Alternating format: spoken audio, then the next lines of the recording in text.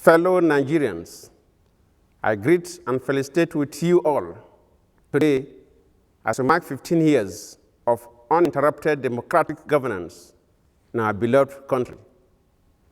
Our dear nation, Nigeria, has certainly come a long way and made notable progress since our first Democracy Day on May 29, 1999, when the military finally relinquished power and handed over to a democratically elected government, marking the true beginning of a government of the people, by the people, for the people. Although I have ordered a low-key commemoration of this year's Democracy Day in deference to the current mood of the nation, there can be no doubt that the past 15 years, the longest period of sustained democratic governance in our country, have been a blessing to us as a people. As we commemorate 15 years of our Fourth Republic today, therefore, I believe that it's fitting that we pay tribute once again to all those who played a part in restoring our nation to the true path of democratic governance built on the foundations of rule of law and freedom of expression. As a result of our collective efforts since 1999, democratic governance is now entrenched in our nation and institutions. I wholeheartedly believe that our people are the better for it. The scope of fundamental rights and liberties enjoyed by our people over the past 15 years has been expanded beyond measure. On my watch, we have witnessed high national economic growth rates, steady improvements, and expansion of national infrastructure, including airports and roads, the restoration of rail transportation, the efficient implementation of a roadmap for improved power supply, a revolutionary approach to agricultural production, as well as advances in education, sports, youth development, healthcare delivery, housing, water supply, and other social services. In the oil and gas sector, our promotion of a sustainable local content policy continued to guarantee equity and better opportunities for Nigerians, entrepreneurs, and skilled personnel. Significant increase in mobile telephone and broadband penetration has made information and communications technology one of the fastest growing sectors of the Nigerian economy. We have also developed strong financial markets and regulatory institutions. Our banks now have regional and global footprints. Nigeria has also gained recognition as the largest economy in Africa, the most preferred investment destination in the continent, and in terms of returns on investment, the fourth in the world. We are pleased that the world has noticed as global leaders converge in Abuja early this month for the World Economic Forum in Africa. The event not only witnessed a record attendance, it brought the prospect of an additional flow of investment into the Nigerian economy estimated at over 68 billion United States dollars over the next few years. In foreign relations, our country has equally done well within this period by establishing and strengthening strong partnerships with all ECOWAS countries and the rest of the world. This has helped to deepen Nigeria's leadership role in multilateral institutions, including the United Nations. Furthermore, under this administration, we have made consistent progress in improving the standard of elections in our country to ensure that they are ever more credible and truly representative of the people's free choice. The National Conference we initiated to deliberate and make recommendations on the best ways of resolving our current political and socio-economic challenges is ongoing. It is our expectation that its outcomes will help to further consolidate the gains we have made from democracy in the past 15 years and place our dear nation even more firmly on the path to greatness. Dear compatriots, it is a sad fact that as I address you today, all the gains of the past 15 years of democratic governance in our country are threatened by the presence of international terror on our shores.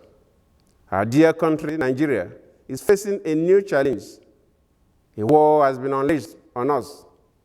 Extremist foreign elements, collaborating with some of our misguided citizens, are focused on an attempt to bring down our country and the democracy and freedom we cherish and celebrate today. The despicable abduction of schoolgirls from Chibok in Borno State has brought to the awareness of the entire world the heartless brutality of the terrorists who want to instigate a descent into anarchy and balkanize our nation. In recent years, terrorist attacks have claimed the lives of several of our compatriots. Many have been injured or maimed. Whole villages and communities have been destroyed, and the economy of some of our states is in jeopardy. There can be no doubt that what we are witnessing in Nigeria today is a manifestation of the same warped and ferocious worldview that brought down the Twin Towers in New York, killed innocent persons in Boston, and led to the murder of defenseless people in the southern Russian city of Volgograd. Terrorist activities have brought war and pains to Mali, Somalia, Yemen, Syria, Afghanistan, and Pakistan. These agents of evil continue to brainwash and incite ignorant young men and women to attack the innocent. We cannot allow this to continue. I welcome the statements of solidarity from patriotic citizens and the global community in support of our efforts to stamp out terrorism. I applaud the understanding that in a democracy such as we are building, people can have differences while sharing worthy values and standing together in opposition to the scourge of terrorism. Nigeria is the only country we have, and we must all work to preserve it for present and future generations. Despite the challenges we face, we must commend our security forces. We must not forget their gallantry and successes in liberating nations and in peacekeeping, from Liberia to Sierra Leone, Congo, Sudan, Mali, Guinea-Bissau, and many places in Africa and beyond. Our forces have paid the supreme price in several places at several times. Today, they face a different challenge, an unconventional war by terrorists. They are adjusting and are being equipped to tackle the new menace of terrorism. We must show confidence in their ability. I have no doubt that with the support of Nigerians, our neighbors, and the international community, will reinforce our defense, free our girls, and rid Nigeria of terrorists.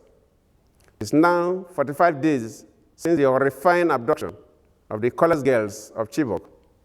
I share the deep pain and anxiety of their parents and guardians, and I assure them once again that government will continue to do everything possible to bring our daughters home.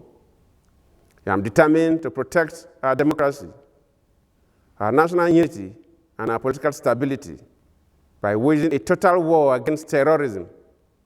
The unity and stability of our country and the protection of life and property are non-negotiable. I've instructed our security forces to launch a full-scale operation to put an end to the impunity of terrorists on our soil. I have also authorized the security forces to use any means necessary under the law to ensure that this is done. I assure you that Nigeria will be safe again and that these thugs will be driven away. It will not happen overnight, but we will spare no effort to achieve this goal. For our citizens who have joined hands with Al-Qaeda and international terrorists in the misguided belief that violence can possibly solve their problems, our doors remain open to them for dialogue and reconciliation if they renounce terrorism and embrace peace. My government, while pursuing security measures, will explore all options, including readiness to accept unconditional renunciation of violence by insurgents and to ensure their de-radicalization, rehabilitation, and reintegration into broader society. Dear compatriots, we must remain united to win the war against terrorism.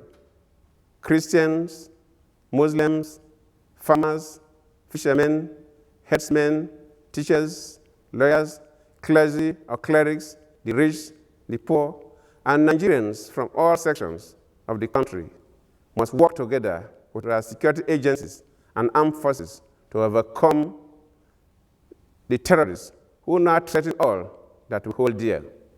The war against terror may be difficult, but the days of peace will come again. Terror is evil. Nowhere in history has evil endured forever. The menace of Boko Haram will surely come to an end.